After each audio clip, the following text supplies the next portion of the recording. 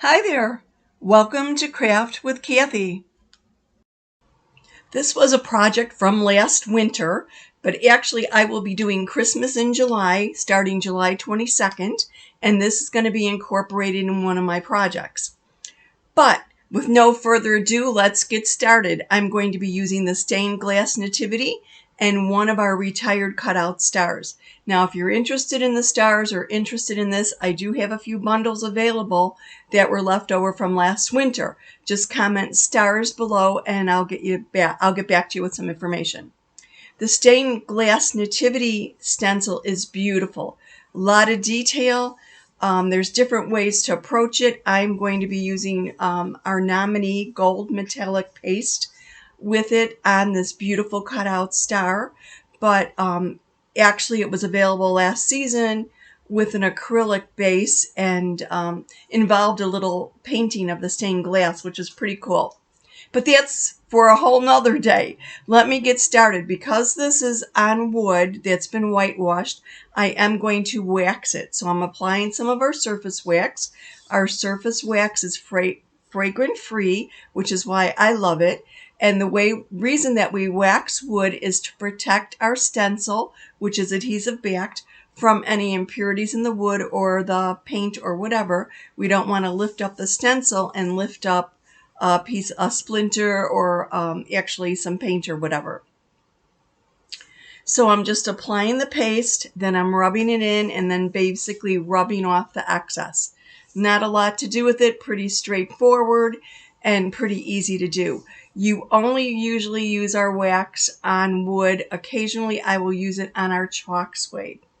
So I'm taking the stained glass stencil off of its backer sheet, applying it to my fuzzing cloth that's brand new. I haven't used it yet, and I want to somewhat diminish the adhesiveness in it.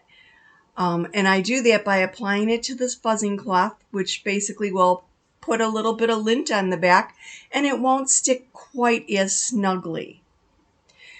On wood, I usually fuzz it maybe 3 times. If I was putting this on glass or acrylic or mirror or metal, because yes, our stencil can be used on all of those, but because it's adhesive backed, it would stick very strongly. So I would probably fuzz it 8 to 10 times.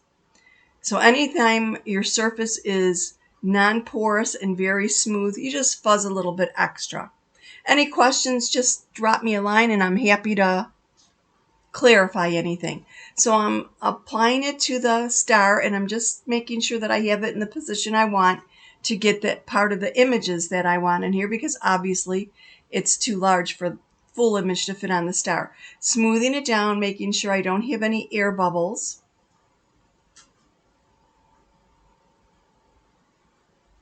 And because the star is 9 inches wide and 9 inches tall, it doesn't quite fit it, but that's okay. I'm just leaving a little bit of the tips of 2 of the points out of the transfer. I'm using our gold metallic nominee paste. It was released as a color of the month, but it is so beautiful that the company decided to make it a permanent color. If you don't have nominee, you could use our gold shimmer. You could actually use like our midnight blue shimmer, which would be beautiful on this. I really don't think you can go wrong, seriously. It's just a beautiful transfer with a lot of detail, and this is so simple and easy to do. Watch how quick it goes. I'm just applying the paste with a squeegee, smoothing it over the stencil. I call it a transfer. You could call it a stencil. It's really like a stencil on steroids because it's adhesive backed. It has silk screen, which gives us this high definition and clarity when we use it, and it's adhesive backed. So I'm just applying it over the stencil, and as I gently smooth the chalk paste over it, now this is chalk paste, not chalk paint. Our chalk paste was specially formulated to work with our silk screen stencils. So I will continue smoothing the paste over the silk screen area, and when I have it totally covered, I go back over, smooth out any lines that have been left by the squeegee. I actually could have used a larger squeegee with this. I'm working with the mini squeegee. Removing any lines, and then picking up any excess paste. And you do this very gently. You don't really have to apply any pressure at all. And then I'll take and put the excess paste back in the jar. And once I'm done with that, it's time for peel and reveal. I like turning my surface around as I work so that I'm always pulling the squeegee towards me. Whatever works for you is fine. There's really no right or wrong way as long as you're getting the results that you're looking for. And it's easy. Seriously, if you could butter toast, you can chalk. It is very simple. Our paste and our ink is water soluble. We use our paste on things that basically are not going to be washed. Our ink is used for fabric and ceramic and things that will get washed. And once heat set, it is permanent. Look at the beauty and the detail here. Isn't it amazing? And how quick and simple, and we didn't have to do any weeding or cutting or any playing around with it. What do you think? Wouldn't this make a beautiful accent on your fireplace mantle or entryway console or bookcase? And wouldn't it be beautiful in a little grouping with the other size stars? I absolutely love the stained glass Nativity. It's simple and dramatic and so easy to use.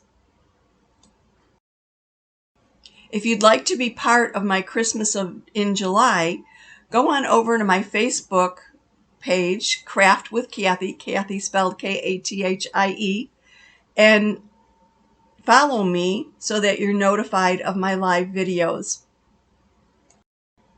If you haven't yet tried Chalk Couture and would be interested in a try it kit, just comment try it and I'll send you some information about it.